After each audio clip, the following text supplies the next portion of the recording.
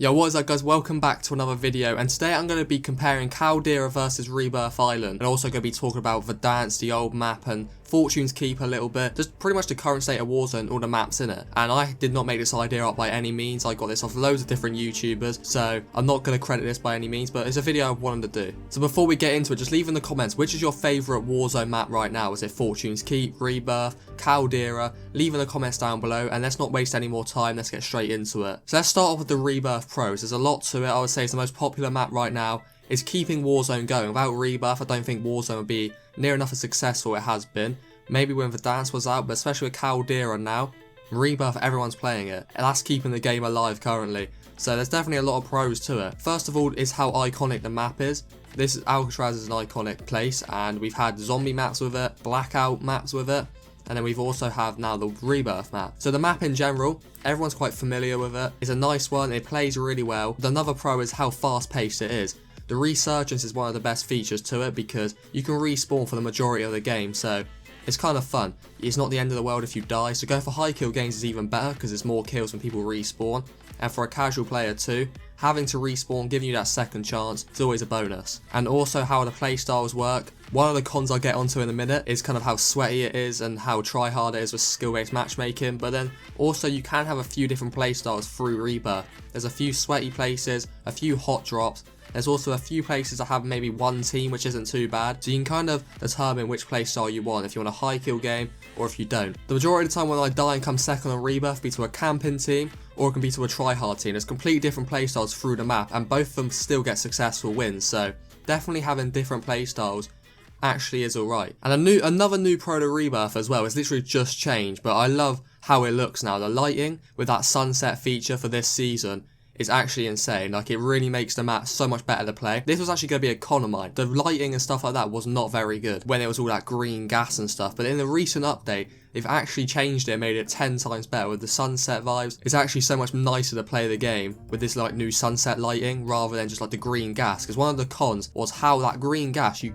literally couldn't see in it. The Rebirth cons we'll move on to quickly. There's not actually that many, but one of them I think that stands out to me is skill-based matchmaking and how try-hard it is. How fast-paced Rebirth is actually a good thing sometimes, but then it'll also be just as bad. If you're having a bad day or something like that, how teams get a loadout within 30 seconds and push you and your game's over, it can be annoying. And with skill-based matchmaking, if you got some sort of a good KD, every lobby is so difficult.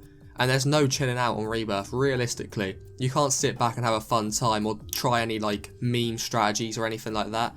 You've got to use your best loadout and be on your edge of your seat and trying hard every second on Rebirth. There's no doubt about it. And I'm a sweat on it. I love like going for high kill games. For this, it is fun for me because I do the same thing. I'm just constantly going for kills and stuff. But then if I'm having a bad day, it can be just as annoying. But for a casual player even more, this is even more important for a casual player. You pretty much can't be casual. There's no such thing because you've got to try hard constantly. And that's one of the biggest cons for Rebirth for me. So moving on to the pros of Caldera now. I actually don't mind the map. It's quite a nice looking map. I think it plays pretty well. There was a lot of bugs when it came to it, but realistically the map is quite nice. I think why it wasn't as successful as Verdansk is Verdansk had POIs that people were familiar with, and I barely played it. It's nearly been out for a year now. I barely played it. So there's not really many pros for me. I'm not too keen on the map. After playing Verdansk in lockdown for 2 years straight, nothing can compare to it to me, and I know most of the players like it as well, because we gelled so much with that map, we got so used to it. Having a complete new map, even at the time where everyone was saying, we need a new map, I knew it'd be a bad idea. Caldera for me, I've not got many pros with. I think it's an alright map for what it is. They've done it really well. The lighting's really good, the detail to like the buildings and like the terrain and views, I think's really good, but it's just you couldn't really get that connection with the map, and that's just because we had such a good map prior to that, and plus there wasn't any familiar POIs. Now there is with Storage Town, but if they did that at the start, 10 times more successful. They really should have done that. Moving on to the pros of it.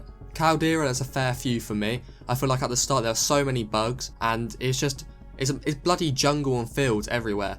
So you're running for ages trying to find players, and the map's really open, or it's either one or the other. It's either loads of buildings, so everyone's camping in buildings, or it's a really open area. There's no in-between stage like Verdansk had, and it's really annoying. You could be running through a field, as soon as you get spotted and you get shot, that's pretty much the end of you, because you've got no cover or anything like that. Then on the other side of things, you're going through one of the POIs in Caldera, buildings everywhere, so everyone's camping in one building, and it's just kind of boring when everyone plays like that, especially on solos. Either way, I'm going to end the video here today, guys. I want to thank you all for watching. Like I said, leave in the comments down below your opinions and everything like that. Have a good day. See you later.